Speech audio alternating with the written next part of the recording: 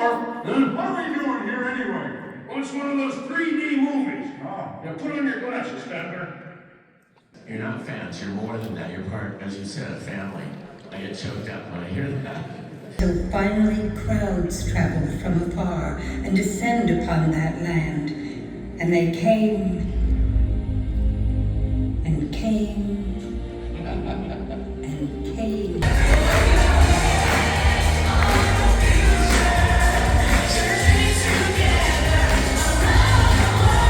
Also, Resort TV 1, who's on YouTube. Did not expect that shout out. That was so nice. Hi, this is Josh with Resort TV 1, and today I am doing something I haven't ever done before. I'm super excited to be here at Retromagic 2025. So big thanks to the Retromagic team, the Lake Buena Vista Historical Society, for inviting me today. Really appreciate it. And if you want to check out Retromagic for next time, just go to retromagic.net. That's their official website, retromagic.net, but also retrowdw on YouTube is their official YouTube channel, where they have all kinds of great videos. So right up front, if you're not subscribed over there, you need to be, because it is amazing. I've got my classic Epcot Center t-shirt on for the occasion, because I know that's some of my favorite memories of retro Walt Disney World, but I can't wait to see what this is about. So let's just go check it out. Boy, when it's not D23, this is a massive empty hallway here. Holy cow, look at this. Here, I'll pan around really quick. So crazy empty. Here we are. We've got Dream Flight playing in the background, which is absolutely amazing. And this is the hall. It looks awesome in here.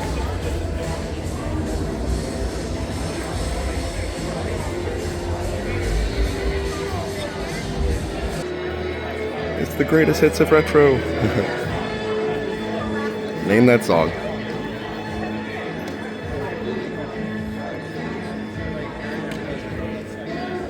So this is the 10th anniversary. That's pretty awesome.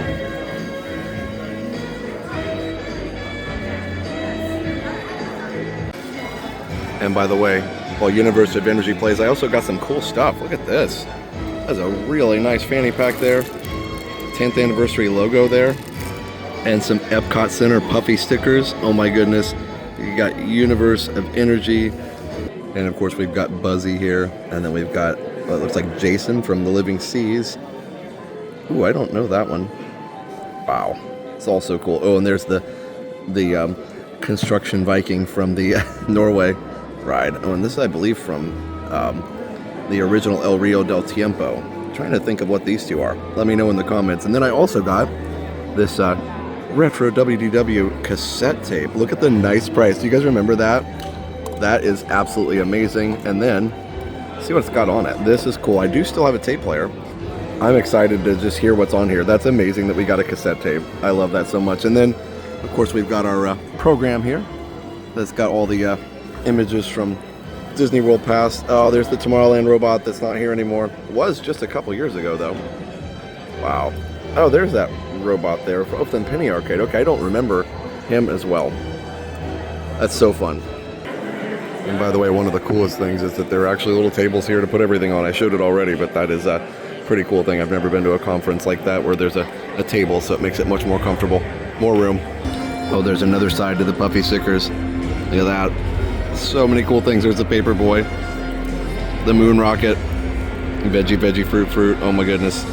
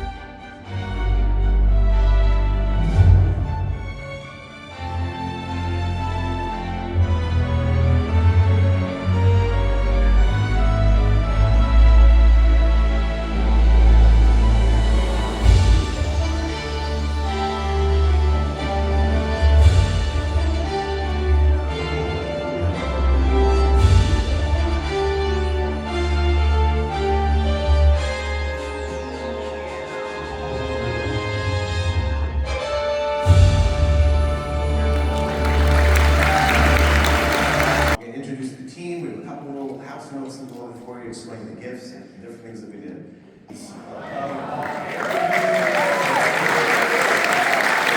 Apparently inside the cassette tape is actually a USB drive with all kinds of goodies on it. That you can take home and enjoy and listen to. I'm excited about that. So the first one, upper left, is a proposal for the American Adventure. It's got a lot of concept art. I think this was done for outside sponsors to show what this attraction would be. It's really nicely done.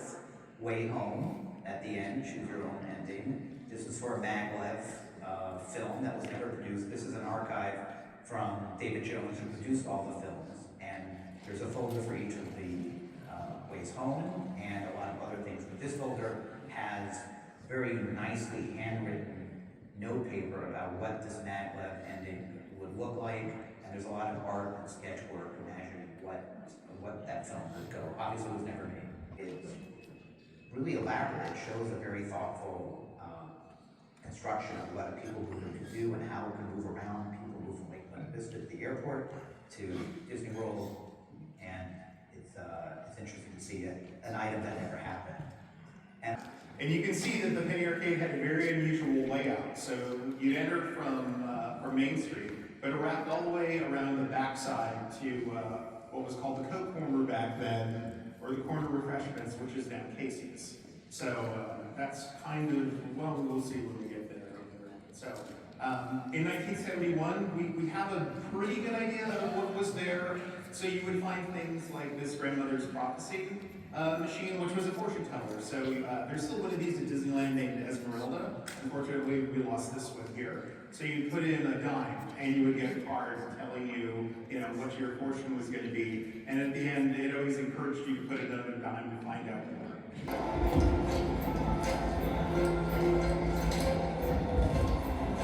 So a really simple mechanism. And of course, if it's not lined up properly, you only get about half the show. So. Started making mechanical pinball machines and devices and rifle games, and they all ran on relays, miles and miles of wire. And these machines actually did a really good job. The fact that they worked so well back then and are still working now, because there are museums and people that collect these. Everything under the sun was available. One of the really neat things, which I don't think anyone ever called out, was that the arcade was also kind of a mini museum to the artwork that was done in the Hall of Presidents. That's actually screwed to the Artwork top from of the pinball machine. Hall of Presidents. This picture is about 1995, because that's the year Maverick came out in Indiana Jones. Yeah, I'd love to hear James Earl Jones say, "That's what you think, you tall drink of water." Is filled with 80s From Disney games. Quest. That's what the new thing is now. We sell games that have a bunch of classics in them. And that's what Arcade Legends was. So they kept the theme 80s. They really did.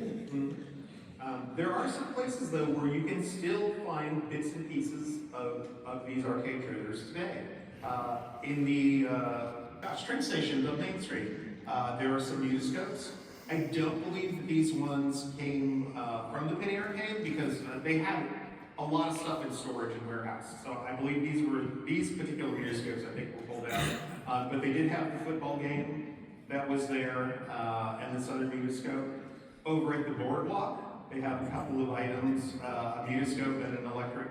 I don't understand the concept of like how electricity could make you healthier, but All right, those were some great fun facts about the Penny Arcade. Always miss that place. Now we're gonna go into Lake Buena Vista Village over here where all the awesome exhibits are. So let's check it out. So just around the corner. I love the artwork there. That is nice. Very cool. All right, here we go. Oh, how fun. How cool.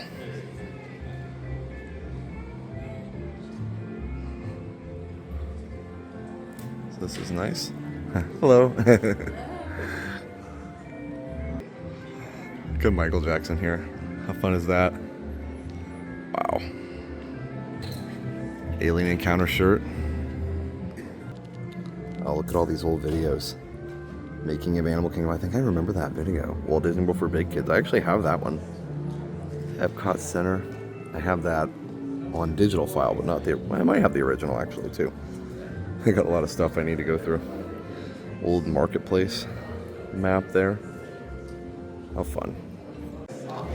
Now these were apparently posters for travel agents and stuff. Walt Disney World means, and so it's all about the things outside the parks, for the most part. These are all up for auction this weekend, so that's fun. We've got River Country, Golf, Fort Wilderness. There's a little Magic Kingdom there. You've got all kinds of things. Here's a couple more down here. Oh, here's some great memorabilia. Oh my goodness. Wow. There's the Splash Mountain. The Dreamfinder in the back. So good to see Skippy. Splash Mountain, Figment. Which one? Oh, look at the old Yeah. Epcot map. But then there's the Ooh, an Interventions map. How fun is that? Oh, wow. 20th anniversary bag, I remember that. At 15 years, I believe that was on my first trip, I believe. That was going on. I remember those. Old shopping bag. One of the original Figments. Different types of Figments there. Beautiful poster. Yeah, that's awesome. Oh, wow. And we've got Kitchen Cabaret grape. So that actually is a real grape from the land. How fun is that? And then down here we've got the Veggie Fruit Clan Kitchen Cabaret. Awesome. Wow, the memorabilia is awesome. I love it so much.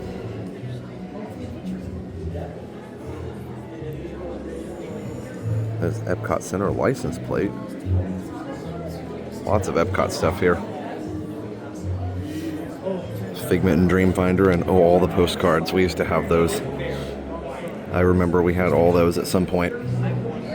We still do have some 3-day passports. That was my first ticket that I ever used to get into Walt Disney World, was a 3-day passport, literally just like that. How fun is that? Oh, and I still have thanks to a Resort Hopper, I still have that comic book, which is fun. Oh, look at that map. I think we have one of those too. United Way. I remember that license plate. My goodness. Look at the little plates. I didn't know those existed back there. There's the Life magazine Disney World opening issue. Really cool contemporary plates there. Polynesian. My goodness. And more exhibits in the back here, and even some artwork as well. It's pretty fun. All right, let's take a little stroll through here. What do we have here? Oh, those are different guides. Oh my goodness. Wow. Like guides through the years here. Guide maps. Oh my goodness. I love guide maps. It's one of my favorite things. This is like, I'm a kid in a candy store here. Like, this is so cool. And I'm so glad somebody's got these preserved. And I would assume a lot of these are scanned in so you can enjoy them, you know, online. And just take a look here. It's 10-year stuff, which is fun. Wow. And feel free to pause the video on any of this stuff. We got tickets. Transportation tickets and all the letters. Oh, complete ticket books. Mr. 45. Wow. My friends are gonna have a field day. It's pretty cool. All right. Wow. We've got this incredible Horizons poster. Wow. This is, I believe, some of the artwork as you would leave the ride. I think this was here. But it's also a promotional poster. How cool.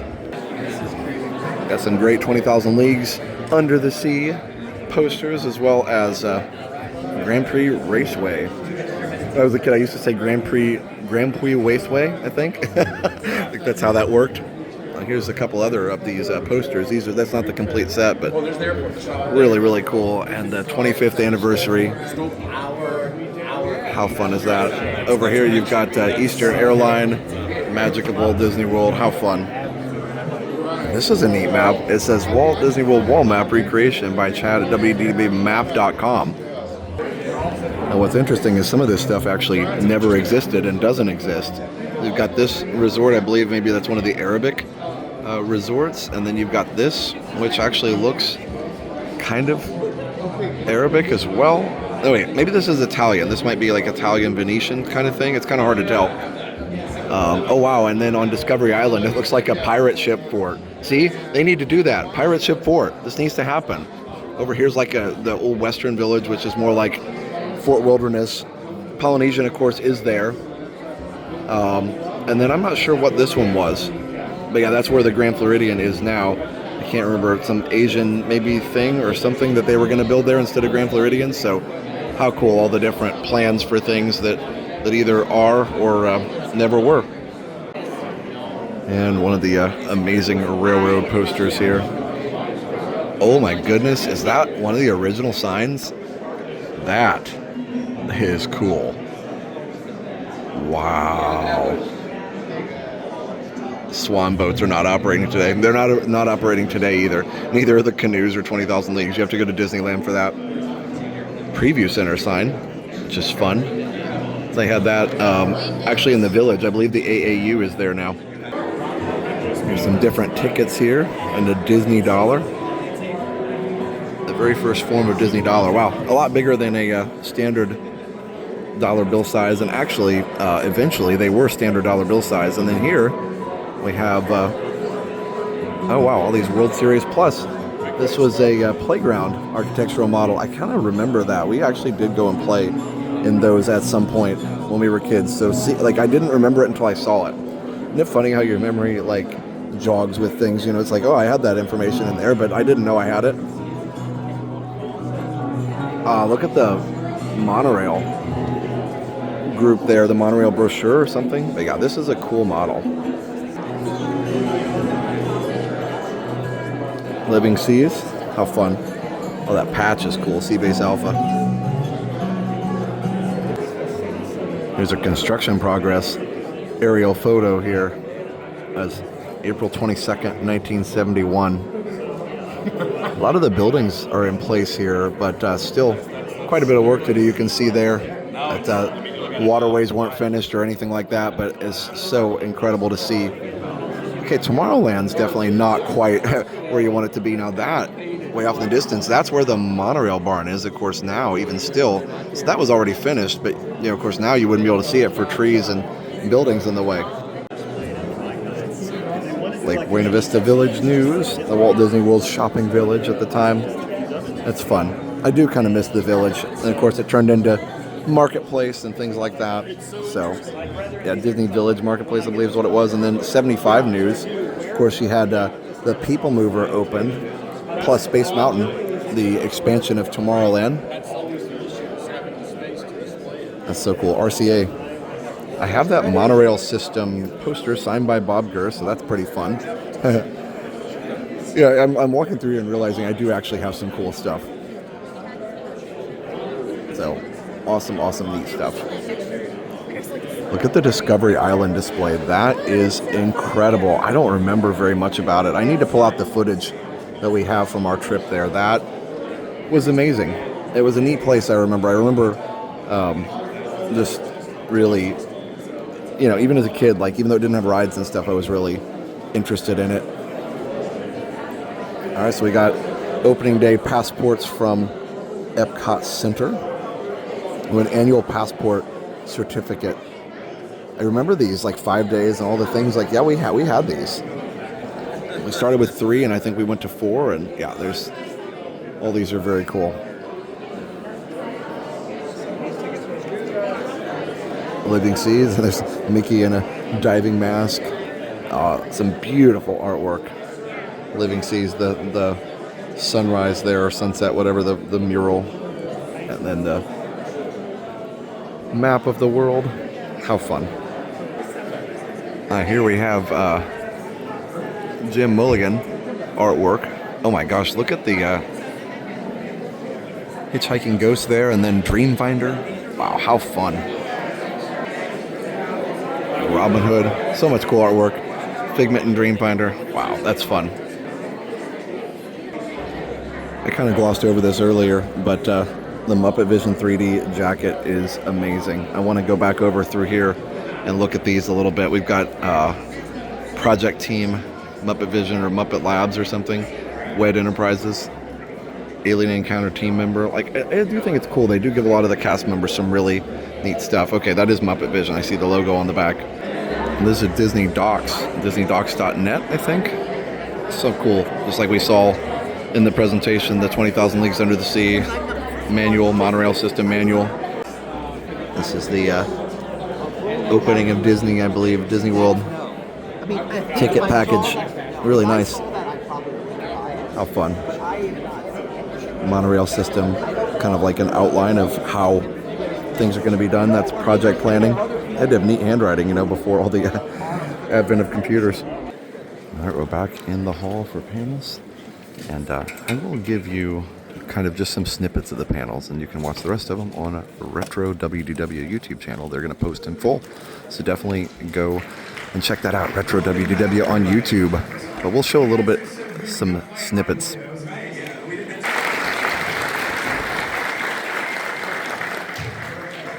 I just had so much fun.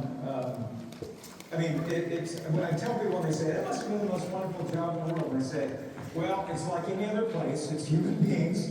We have our layouts and our budget problems and, you know, politics and all that stuff. But at the end of the day, we really can walk away and feel like we've done something special, and our families can enjoy it, and that's been great.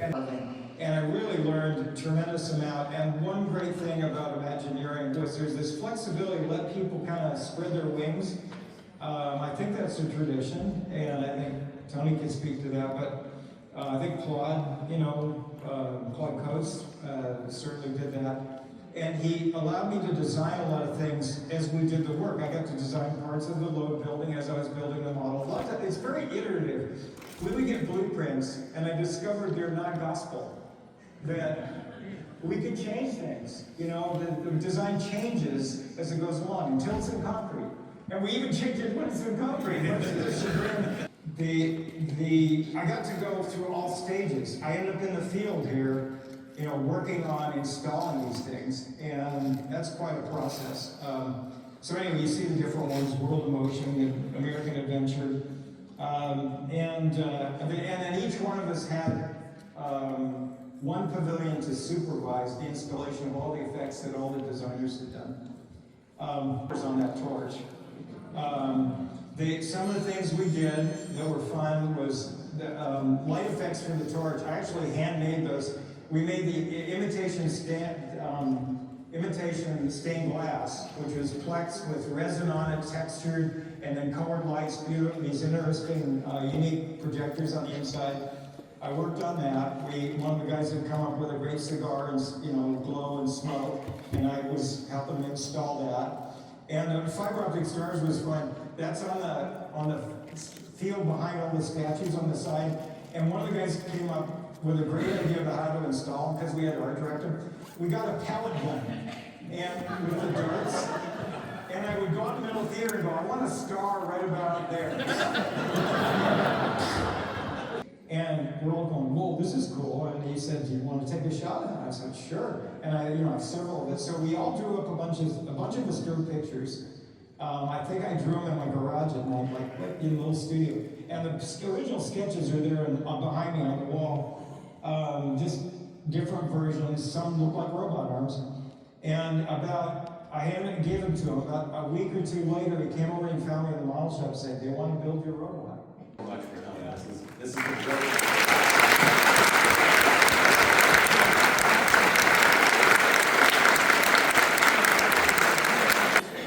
All right, well, morning panels are over. That was a lot of fun, a lot of cool information.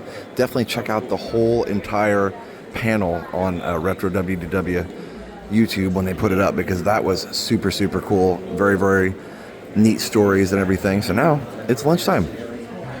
Well, lunch was great. Didn't get a chance to film anything, but was with Spaceship Ears and Oodalali Lane and some awesome people from our community. and just really enjoyed getting to hang out with them and getting to visit. And I met a new friend who runs a website called DisneyDocs.net, so that's pretty cool. So lots of fun stuff. Looking forward to more awesome things. Also got my picture taken with Tony Baxter, which was fun as well. So I'll be hopefully putting that in the vlog here in just a minute. He was just here in the food court hanging out as well, so it's always good to meet all the legends, and he'll be part of the presentations going forward. Start with Disney Legends on Abby. They were building the Vacation Kingdom. Did it seem like they were going to be able to get it done when you got here? What month did you get here, I guess I should ask? I got here part-time in January of '71, and I full-time in March. And what did it look like in January of '71? Skeleton on Main Street, elevator shafts for the Contemporary Hotel, and no water in Bay Lake. What was your biggest concern? Whether we were going to open on time, but Dick Nunes said we were, so I knew we were going to open on time. Some of the foundation, Castle Park was there, but no, none of the spires were in place yet. Probably right around, actually, it's about 1,400 presentations of high schools and elementary schools and other colleges in the area. They kept getting calls, can that slideshow come to our place? So here I was a trainee, I was doing more slideshow stuff, trying to promote Disney and promote what audio animatronics was all about, because it's a word most people have not heard in Florida. Transportation supervisors would meet with the duty manager and try to figure out what the in-park attendance was, okay? And then we figured out how many monorails we had operating, and how many trams we had operating, and how many boats we had operating, and figured out the theoretical capacity to get the park empty, okay? And that would be right around 4 o'clock. That's when the exit starts. And we figured out it would take us about 3.5 hours to get the people out of the park. So there would be an announcement, for your convenience, the Magic Kingdom is going to stay open for another hour, hour and a half, okay? Because that's how long it was going to take us to get the people out. A typical day was you came in the morning, you went to the Ticket Transportation Center, you worked audience crowd control for 3 hours, you went to your office, did your paperwork, then you went to the Magic Kingdom monorail station, and you did crowd control until the park was clear. And we did that every day, 7 days a week until Christmas. Area they couldn't ground break, they had to do filling, because that's why they used the big dump truck to dump dirt, because we were going to add dirt there. But about several weeks out before this ceremony was to take place, entertainment came to me. I was one of the 2 only balloon pilots on Disney property that we know of. And so they came to me and said, "You have friends?" I said, "Well, a few." And in ballooning? Yeah, a couple. They said, "Can you get 5 or 6 balloons together? We would like to showcase the pavilions, and we're going to have the press all up at the front, and they won't be able to see the balloon and where the pavilions are unless we raise the balloon in that area." So I got my friends to come and help me. So yeah, about 2 weeks before we had a hurricane come through, filled up more water. That's why all the mud's on the side of the picture. And so those balloons are representing, mine was the balloon with the yellow stripe, and that was at the Imagination Pavilion. And then my favorite shot is the one that's in the trees, red, white, and blue. That's the American Adventure. And that's what the site looked like. But down close underneath the green, it was all water. Cut center merchandise without talking about the greatest department store ever to exist in a theme park, and that is the Centurion. Yay! It initially had an upstairs shopping section also with an elevator that would take you up. It did not, over time, it did not draw the crowd that we would have liked, and so now it's just offices up there. But So we're going to do it in 3D. And yes, this is the actual prop that Gonzo pushes through the world. Wow. How I got it, I don't know. He was going to do the Muppet movie ride, and one team was going to focus on the 3D film. And this is a picture of us with Jim in his office in New York. About this, I think this could be one of the first times I'm aware of where we did projection mapping.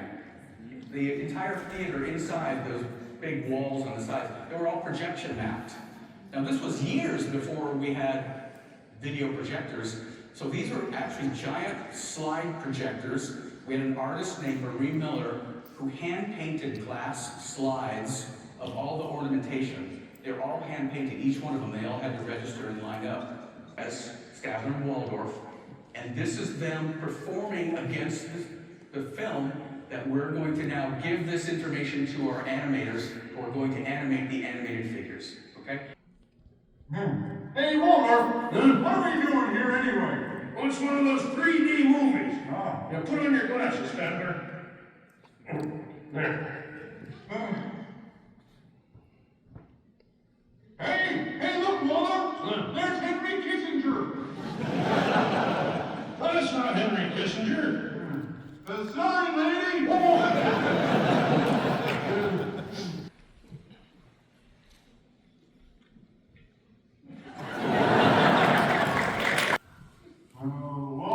it's that dumb bear again! Yeah. Hey, bear! You're not even funny in 3D!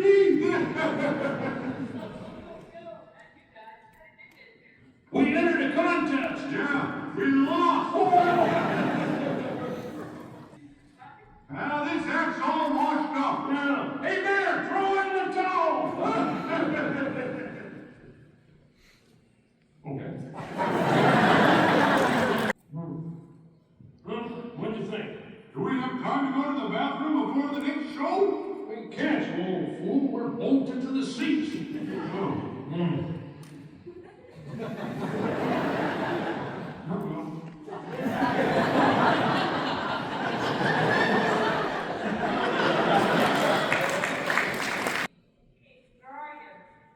Hey, buddy! Oh, buddy! Where are you? Bunny! Oh, bunny! Some clear goals. How do we know we were successful, right? So what were we trying to fix? Tomorrowland was dated. Yeah. Remember, when they first designed Tomorrowland, man had not even landed on the moon yet. The other thing that was interesting is in the mid-70s, they added the Wedway People Mover, as you can see, which was great. The problem was it was a very strong horizontal architectural element, which basically hid the attraction entrances. Now the attraction entrances weren't on the street, they were underneath the Wedway People Mover. So we wanted to try and fix that a little bit. And so we started now to start getting a little bit closer to where we wanted to go. And eventually we got really close, and now once we get to this point, we want to see it in 3D. Of course, we didn't have computers that could do 3D at the time. We would build dimensional models.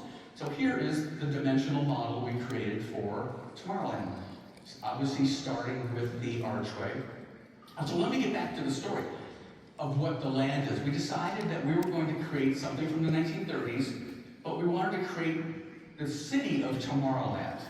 So you enter the city of Tomorrowland, and now each of the attractions has a place in the city of Tomorrowland. We purified it, and that archway, the paneling on the top there on the left was kind of like what we thought were like solar panels, and everything is made to look like it was articulated. It could move. And in the music, the background track, the music was very mechanical. So even the music felt like it could move things. It was very mechanical sounding. Only shade, so the palm tree closes up and goes back down. Of course, it was always stuck in that position. And now, Actually, can you clear, was that meant to move, or was it always static? It was always static. Yeah, it was always static. And this is the newspaper guy. And this was also one of the first times that I can remember that we used proximity sensors. So as you walked up to each item, it automatically activated it. But we thought, wow, we got Tomorrowland Terrace.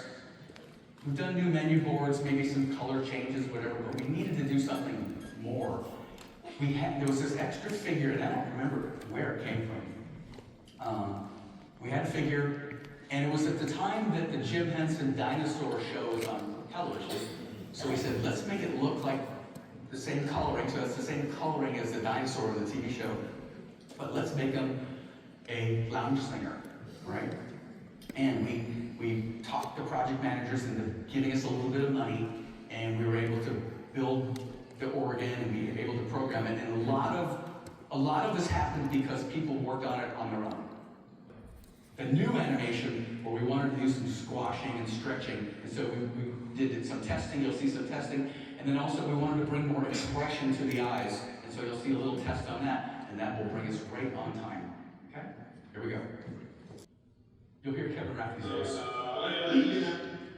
I'll feed you the first time. Jose, wake up! It's showtime. Oh, my siestas are getting shorter and shorter. Hey, Michael, mi amigo, it's showtime. So it is. Here, you rascal, you. Let's put on the show. Mon ami, I am always ready to put on the show. And so is my good friend, Rick. My goodness, you're all staring at us. We better start the show rolling. Wait, we forgot to wake up the Glee Club. Ole, it's showtime. Some really, really good information there, and just so cool to see all the history and the stories behind some of those famous attractions from the 90s and the redo of Tomorrowland and Muppet Vision, of course, and even Tiki Room under new management. And now, next up is Russell Brower, and you can hear the Interventions loop playing in the background. Absolutely love it. So I wanted to mention this based on what we learned earlier, that this isn't a cassette tape, but is actually like a holder for USB. It's really convincing. I'm not ready to open it quite yet, but because I love this little nice price sticker on there. That's such an 80s thing or 90s thing. But yeah, I really thought this was a cassette tape. But if I look at it a little closer, I can see that the tape inside there is actually not real. But yeah, how cool. I can't wait to see what's on this USB.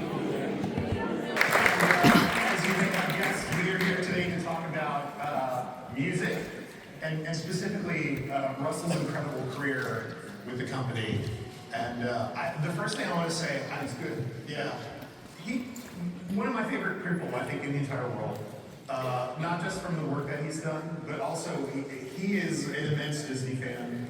He is one of us. Sell franchises, and so he was key in this deal to sponsor the Autopia, and so they got to go, and they always loved it. They kept going back. I'm told my first trip there was at 2 weeks old in a stroller. So in your blood, and then so you were interested in Disneyland. Wanted to become an Imagineer. I was born and raised in Glendale, so it was all right there. Back then, the Epcot presentation area, which was kind of where the sound studio ended up being built years later, it had all the main pavilions of Epcot that were planned set up there. And he showed me all of them, but Living Seas, with his original, the whole Dark Ride intro and stuff that he's going to talk more about, I guess, tomorrow, it spoke to me somehow. I don't even know exactly why. I just, I never said a word to him, but in my mind, I was like, I gotta work on this somehow. I didn't even know what I would do. I had nothing to offer except enthusiasm. But I kept that bottled up, and I could not have foreseen how it would turn out that I did to work on it. I didn't chase it down all those years. I chased the career down, and luckily the Seas came along at the right time. So in '94, they're probably I think they're 2 weeks out from opening the new Invention Plaza area and the Tension Structure area behind Spaceship Earth. And the show producer, who I wouldn't name if I remembered his name because of the story I'm about to tell, but I don't remember his name. He was walking through the new area of Inventions with Marty, and at one point, the old medley that George Wilkins did with some of his colleagues, that was playing, and Marty said, "Oh, by the way, you're gonna have new music in here, right?"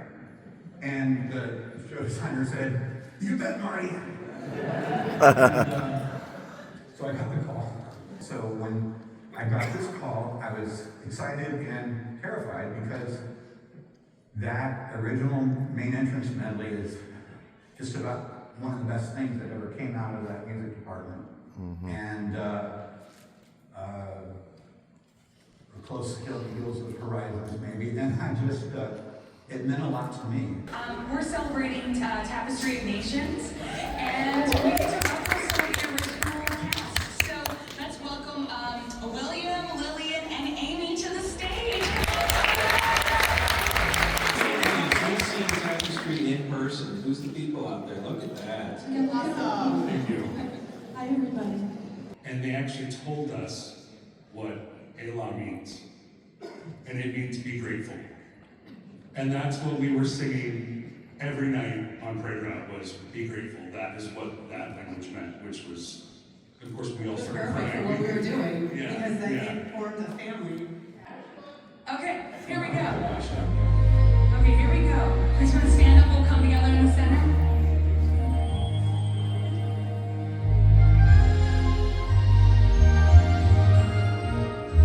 Put your hand on the future, share a dream together around the world. We'll celebrate the future hand in hand. We'll celebrate the future hand in hand. We'll celebrate the future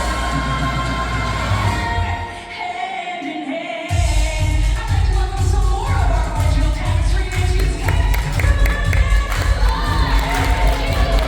join the celebration. It's an invitation. Feel the inspiration. Dream we all share.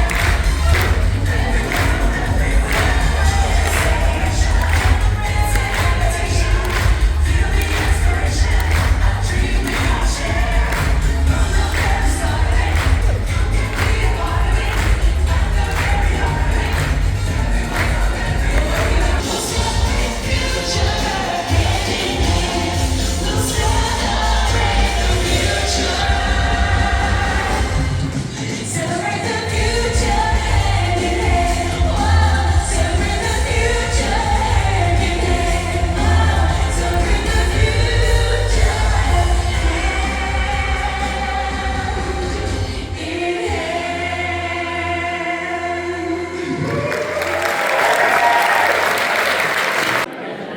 We're back after a great dinner, and they're doing these commercials before movie night tonight, so I can't wait for movie night. I think it's going to be super fun, and I love seeing all these commercials. Look at that. Oh, wow. It's a Horizons commercial, guys. Oh my goodness, I'm geeking out. I didn't even know that existed. She said, "You're a grown man. Can we do it?" Wow.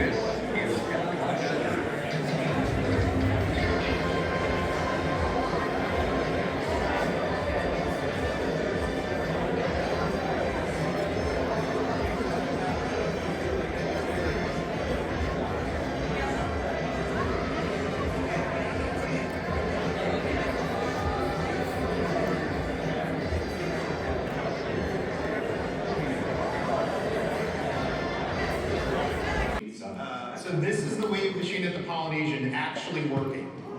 And this was taken from an issue of Disney News. So we thought forever that this was Dick Nunes riding the wave, and I don't think it actually is. But that's, and then if you flip over to the other one, I actually managed to get in contact with the engineer, one of the engineers that worked on it. And this is actually one of the flaps that drove the wave machine being lowered into position like out on the island. So this is the first time anyone has seen this image in like 40 years. This was a press film that we framed and I think we've done it here, so here we go. At first glance, it appears that a sizable chunk of the Old West has been picked up and transported to the opposite side of the country. Only those who watched the construction of this seemingly displaced mountain know its structural secrets. Disney Imagineer Tony Baxter has been involved with the project since its conception. I remember it. Well, we get all the time. Giant flap jacket, you know.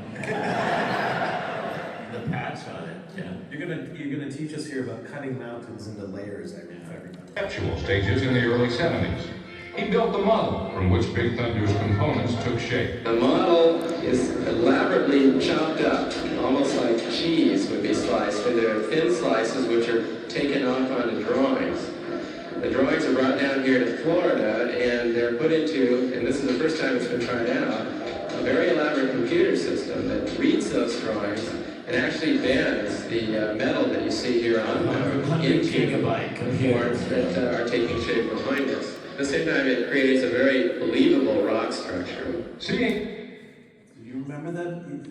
Yeah. You do, yeah. And the weird thing is, we were doing Disneyland simultaneously, and in the middle of all that came Figment.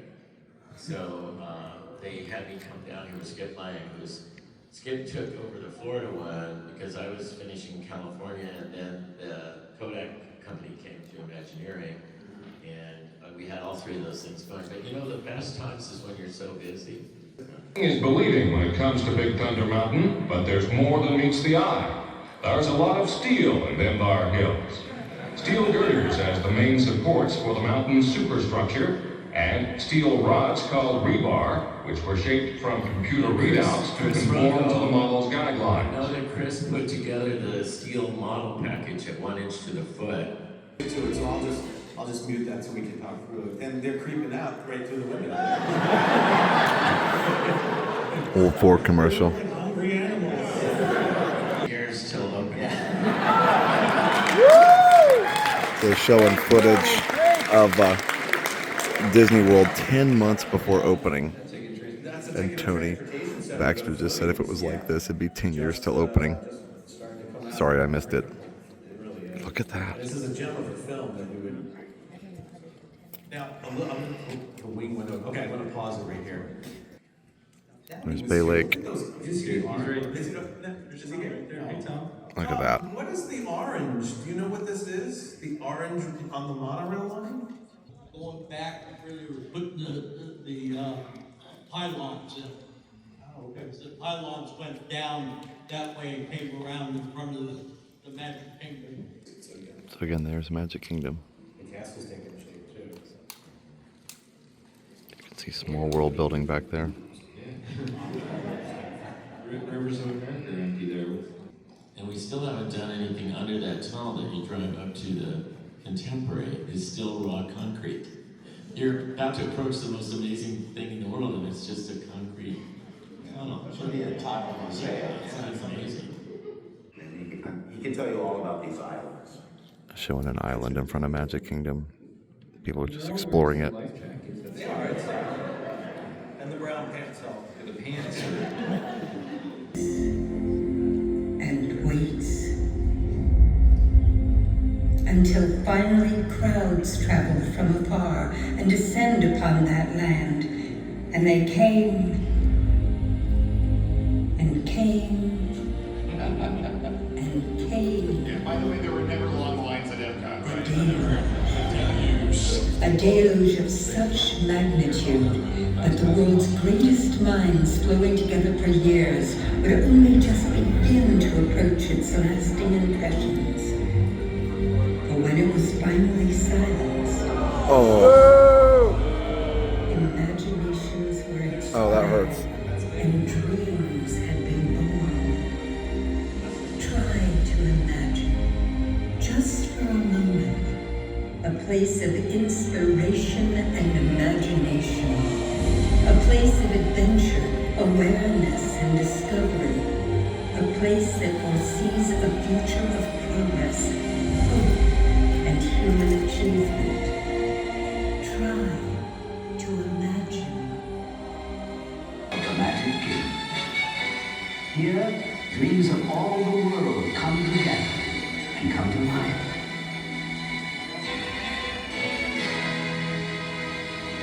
The dreams of tomorrow are here for all to see in Epcot Center's future world.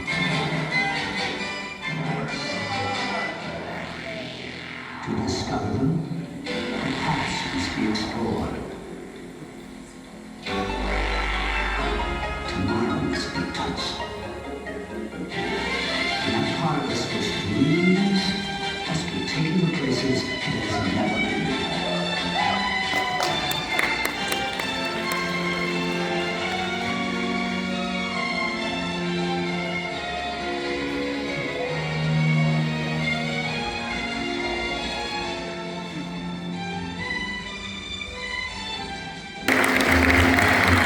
have it. Movie night's over. It's time to get some rest.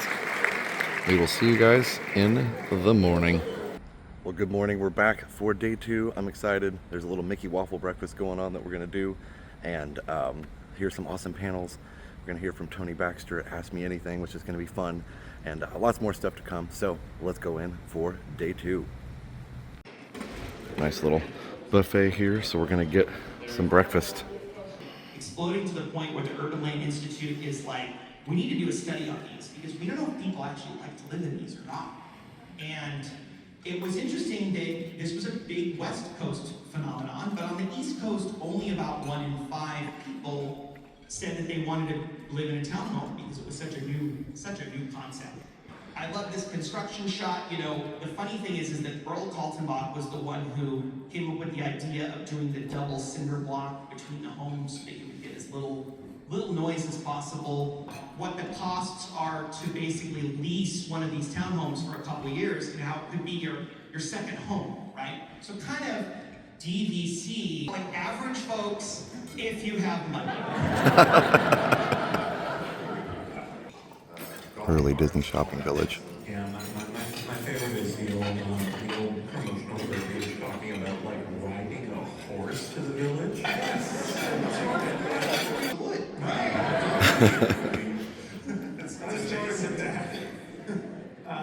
So yeah, this was the playground equipment down there. It goes through some iterations. You know what we really need to do with that? We gotta like Wonders of Life it up. And you get a whole color scheme there to kind of give it its last appearance. That's a very 90s sweatsuit on that mom in the background. Full-time character restaurant. Original Chef Mickey's. This is what we do. Those drapes at night. If you wanted any, you know, in the Florida sun, I'm sure it was great, but the trees around you, there might have been some buffering, but you had to pull those shades through at night when the lights were on. I heard if the lamp was left on, you knew that Dick Nunes was good. So there's your Curie Interiors. Again, this is his second visit here with us. Disney legend, Tony Baxter.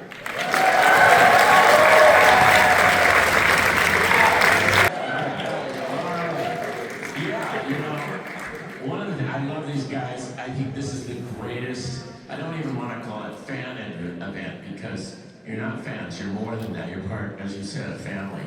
I get choked up when I hear that. But I learned something every time I come in, every person that speaks up here. And what was interesting this morning was I grew up in Santa Ana, okay? So I'm going, what? Here we are, what, 2,000 some miles away. I grew up in that city. I rode my bike to Disneyland. I know those places he was talking about. And part 2, I lived in the Lake Buena Vista Village condos for 9 months back in 1976 when we tried to salvage the submarine ride once again. So, but nobody had ever thought the idea of doing a Disney quality show. And Bud Hurlbut, who ran all the attractions at Knott's, was very good, close friends with Walt Disney.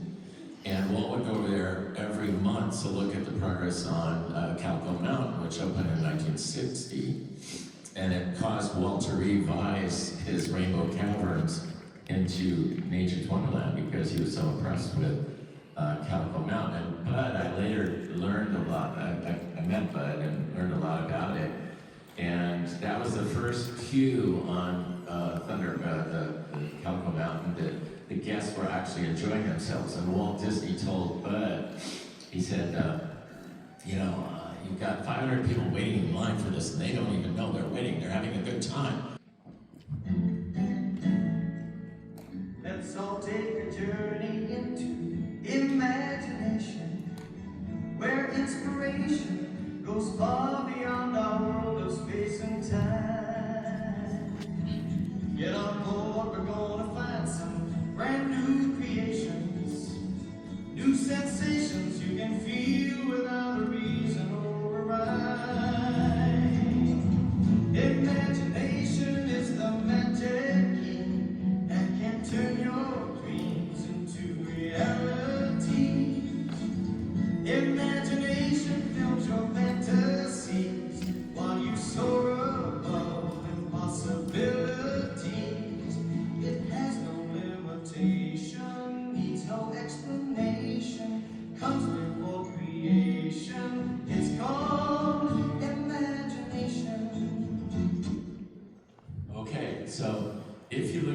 characters there and you listen to that music, there's nothing wrong with the music, but it doesn't amplify the feelings we wanted for those characters. And again, in a ride that's amazing, and are we moving, is the dream vehicle moving, whatever, people are not listening to lyrics, so you have to get it through in the feelings that come from music. So I don't need to introduce the second one, but here it is. Come on, everybody, let's go! Sparks, imagination, that's how our minds create creation. And continue to leave it black and follow even to this day. That's a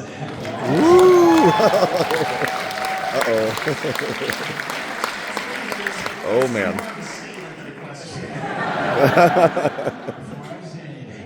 Can I ask all Walt Disney World management people to leave the room? It's interesting because I'll try to dispel a few things.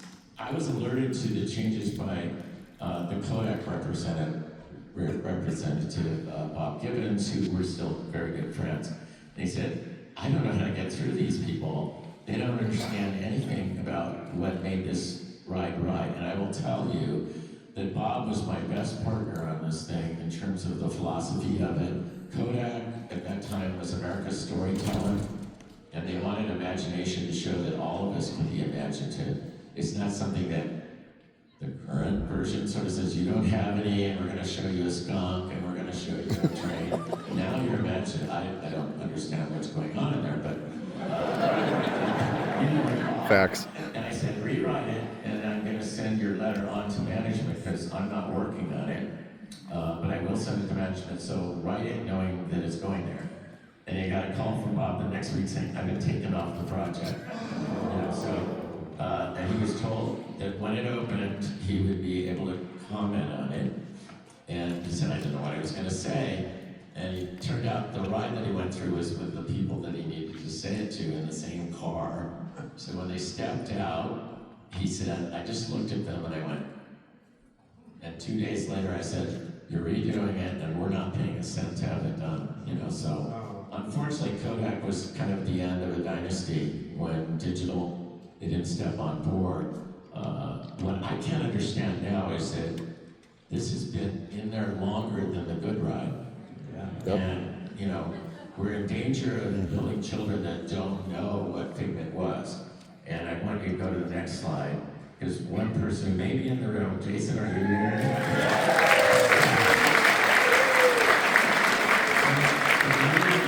Jason the keys to this attraction and let him do what he's put into this little golden book. I cried when I read it.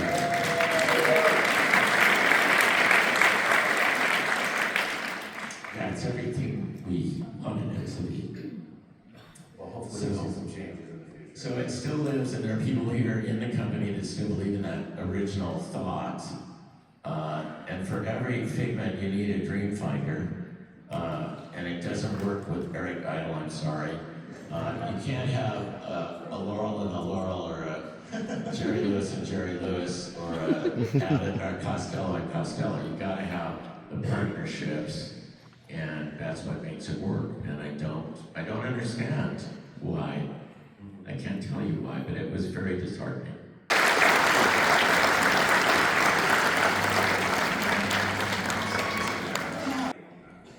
Really challenging, and I'm going to explain how we try to integrate some of his things from that original Seeds Pavilion, which I thought was, I mean, we all knew was great. So, you know, we ended up, obviously, needed to do a great pavilion, and I said, all right, it has to have some of that rotational feel like Tony had in his original, which was obviously a really beautiful building. Unfortunately, we only had the budget issue. I'm not going to go into it. It was just a real challenge. But I was excited about this mural that was going to be this beautiful, you know, metal, colorful metal leading you into, you know, colors and then leading you into the entrance to the pavilion. And then, you know, the budget came in and they said, well, no. I said, oh, I meant to say this beautiful tile. How about some really nice paint? I wanted to show this interface, so let's go to the next one. So now, now you can talk about the structure of this thing. This This is a powerful, powerful tank. I think it was the largest in the world, self-contained in the world. For many, many years until 11. A couple of things here. Well, you can see that it's a dynamic structure. I'm virtually positive all of you have been to the Living Seas. But the tunnels, all of these structures is like a giant reservoir, basically, but it's full of salt water. And the salt water we made also. You know, we talked about running a pipe along the beeline, from Ormond Beach, right to the pavilion. And there, I mean, the colors and the designs is fantastic. I just say I was just lucky. It was a lucky guess about that. But the one thing that we did continually, not only was it designed to be this kind of pressure vessel. You'd like to see that from yesterday, but don't watch it during this panel. And also Resort TV 1, who's on YouTube. They do a lot of live streams. They take us back to Disney on Friday night. Josh was here filming some stuff too for us covering that. So big thanks to them and check them out. Adam the Woo. He was here. He did show up. On his own. We didn't. He wasn't quite. He just meandered in like he does. So his video's out as well if you'd like to. I'm about to do a monorail panel. Tom Nabby's going to be talking about it, but I did not expect that shout out. That was so nice. Is making a return appearance.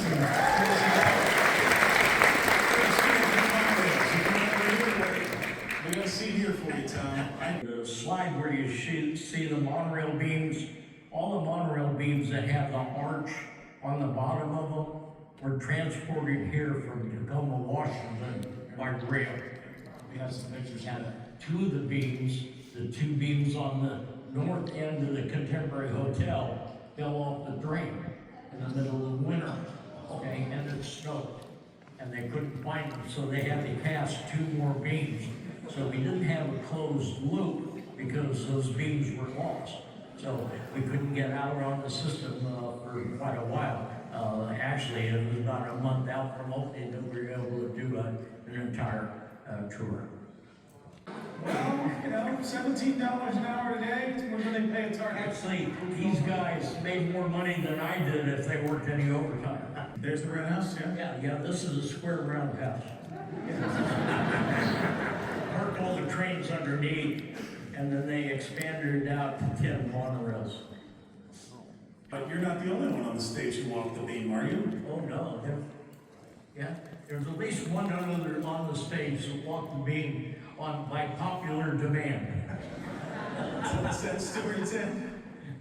Well, I was at Magic Kingdom Station, opening day, and Tom said, be there about 4:30 in the morning, so I was there, and everything is cool. And then I get a call from Tom saying, meet me at the switch beam.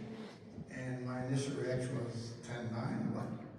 He said, yeah, meet me at the switch beam. Just walk on out there, and I got stuff to do. And so the monorail was like over, I had to jump across into the monorail, an 18-inch wide beam, which seems very nice and wide until you get out there next time. Between Magic Kingdom and the switch beam, trying to, it's still scary to me.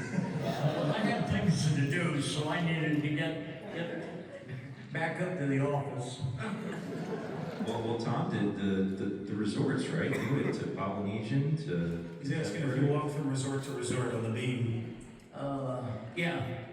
U.S. Steel built the Contemporary Hotel and the Polynesian Hotel and the Golf Resort. And they had a security lockdown on their gates. And it would take me anywhere from 2 to 3 hours to get clearance to get in and to check on the monorail stations. And so I basically said, to hell with this. And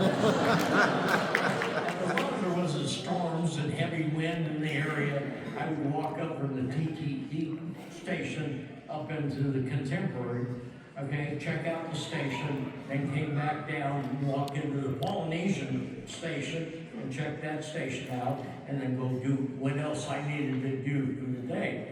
And I couldn't walk all the way around because we were still missing 2 beams on the north end of the Contemporary Hotel. Everybody and their brothers, I didn't know there were that many employees, but everybody and their brother showed up to see the train come in and get put on the beam. And how far ahead of opening was that? That's about 3 months out. Orange and then green? Yep. Lime green and then gold. Orange, green, then gold.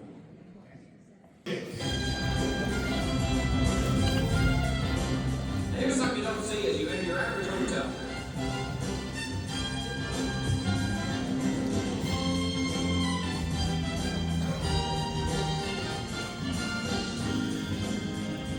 Which brings us to something else. Now they say the old Spanish explorers used to look for the fountain of youth around these parts. I'd say they were a little bit too early. If you're looking for the spirit of eternal youth, here he is right now. My common buddy, Mr. Paul Hope.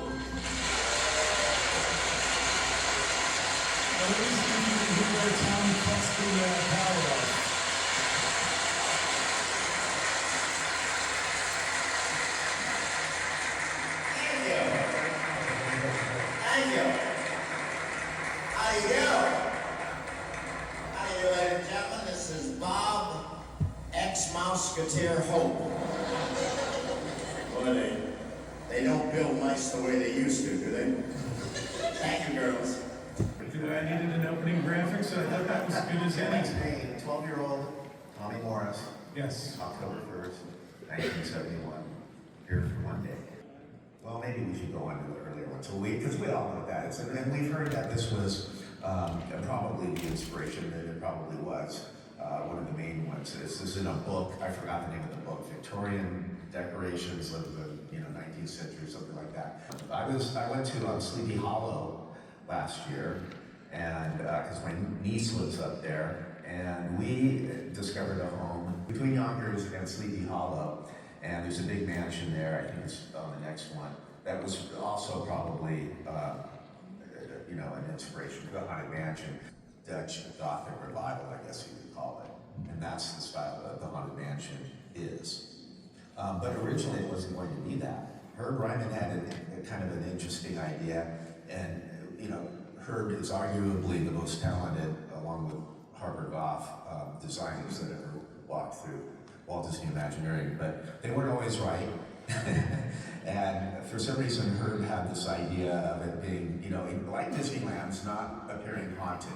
This was in the recent Walt Disney World book that Steve Benigni and Tim O'Day and Kevin Kern did, so that's a color rendering of it. And that's the Herb Ryman rendering of it. It doesn't look very haunted. We're seeing the iterations for the Magic Kingdom, and so while I was looking for something else, in a box that had nothing to do with the topic of the box was a plan from early 1968 of Magic Kingdom. It's kind of like color form. So that's the current outline of the park, castle and hub. And in 1968, that would have been the shape of it. It went a little bit further north and across the canal. And they had the Rivers of America, but another big waterway system as part of Tomorrowland, Adventureland. Now the monorail ran through the park, and it had a station in Tomorrowland. And you can see that in the model that was shown last night and this morning. So whatever that was the early 1968 version. Antonia and I were saying that film was probably done for the annual stockholders meeting. Oh, okay. And the track went outside and inside.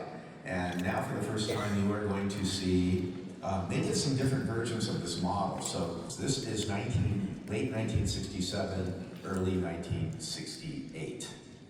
And it hasn't been cut yet from the project.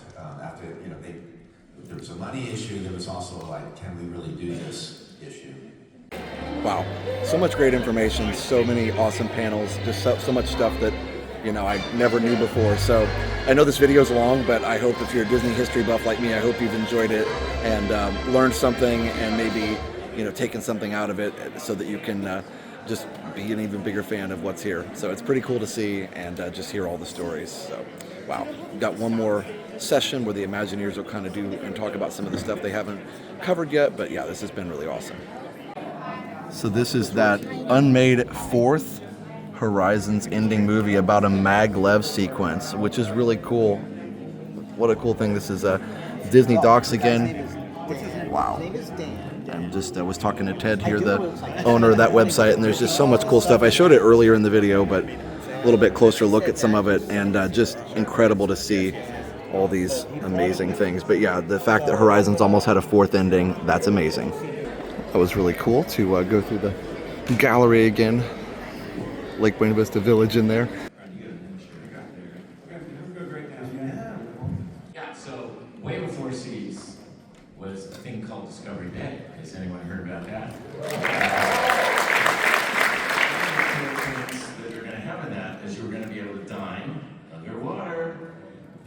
So, but I don't know if I worked there, I'd probably get tired of listening to the concert of Toccata and Fugue on that organ. It sure looked like a fun place to go back and eat us again and again and again, which is again what I like to try and find. And believe me, once we filled that lagoon, getting to do a little snorkeling in it and stuff was pretty cool, you know? Architecture, the right flight to the moon, which is fantastic, right? So what I'm going to do is now I'm just going to go through a whole series of concept sketches. Norm Jurgis stood out here behind me about 100 feet with a little stick with a little ribbon on it, you know, and this is what it looked like. So I mean, I love all these classic things. And I was working with Johnny Good Jr. It was really great. You know, I was kind of a short order cook, but short order artist, and I just cranked these things out. I probably did 150 of these in a year and a half. I'd actually kind of like test things, and I would like push everyone underneath the ball and pinch and say, you can't do that, but that's impossible to do. People don't like to make decisions. They want to go right or left or something.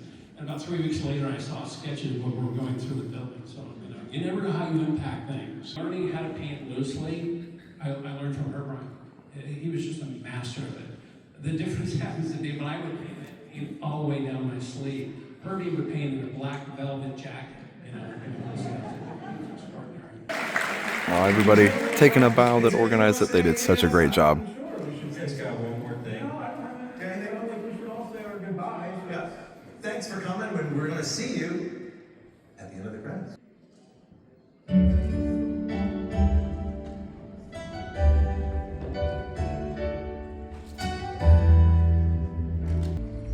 Can you remember back to a simpler time? The feeling that our hearts could just take wings. We could live a world of dreams. But like a dream come true, that's still inside of you. Remember the time, remember the feeling. So remember the magic, just remember the magic in our lives. Well, I think that is all. So apparently California in 27, if you guys want to come, that's the deal. That'll be super awesome. So California 2027, Retromagic. As we hear Captain EO, just another part of me. So we're in here in the Lake Buena Vista Village to talk to and meet some of the Imagineers here. So that's going to be super, super awesome. And we'll see if we can say hi to everybody. So I got to meet everybody over here at the table. Super awesome. And all such amazing people. So this was really, really great. And everybody, they're interacting with all the fans and just incredible, creative people. Wow, that was just such an epic weekend. And I've got so many cool signatures in this book. I'll show you here in just a second. But wow, I just, like, such a cool thing as a fan to see all those people and to meet the people that made some of the rides that literally like made my childhood. Like, to talk to Tony Baxter, you know, about Imagination and all the amazing other, you know, attractions, and just to, I don't know, just to talk to all the Imagineers that were there. Just too many to even name. And yeah, I'm just kind of speechless right now. So that was pretty awesome. And big shout out to Spaceship Ears John, who introduced me to everybody, and just was, you know, so fun to hang out with this weekend and share stories about him and all the amazing things his dad did. If you're not aware, Spaceship Ears, his dad designed Spaceship Earth along with several other attractions and shows, Muppet Vision and all these different things. So definitely was amazing to get to hang out with him as well. And just big shout out to him and to Kate Oodalali Lane, and just great conversations over all the meals we shared together. So it was a great weekend. All right, so here are some of the signatures. Got Jim Mullins, one of the awesome artists there that drew Stitch for me. We've got Tony Baxter. We've got Chris Runco. All kinds of people. I mean, oh my goodness. Tim Delaney. Wow. Kim Murphy. And I've got elsewhere in the book, Russell Brower, and just several others. Tom Morris. I mean, wow. All of these different people. Just so incredible. And the drawing of Rex there. Isn't that cool? So, big thank you to the retrowdw crew, Lake Buena Vista Historical Society, for having me out for this. This has just been an amazing weekend, and so thankful that JT reached out and invited me, and everybody's just been so great. This convention was so well run. It's going to be in California in 2027, like I said, so definitely make plans to come and enjoy. This has been a long video, but I hope it's been a fun watch, and definitely something we want to keep for historical purposes. All of the panels are going to be uploaded to the YouTube channel retrowdw in the coming months, so definitely look out for those and watch those, because it's all history of our favorite attractions and all the favorite things that we've enjoyed throughout the years. So big thanks to all the guys for inviting me. Again, go follow, go subscribe to retrowdw, and follow them on all the social medias, and their website and all the things is truly worth it. And retromagic.net if you want to keep up to date on what's going on and what the next event's going to be. You definitely want to come. So from the Coronado Springs Resort on a beautiful evening, definitely my heart is full, and I've definitely had a great time. So we'll see you on the next video. Be sure to subscribe if you're new, all the things. Definitely check out our awesome sponsors. Links are in the description down below. All right, everybody. So for now, have a great, big, beautiful tomorrow. Bye-bye. Now that you've finished watching this video, be sure that you're subscribed so that you can get all of the latest updates. Also, check out some other great videos on our channel. Have a great, big, beautiful tomorrow. Bye-bye.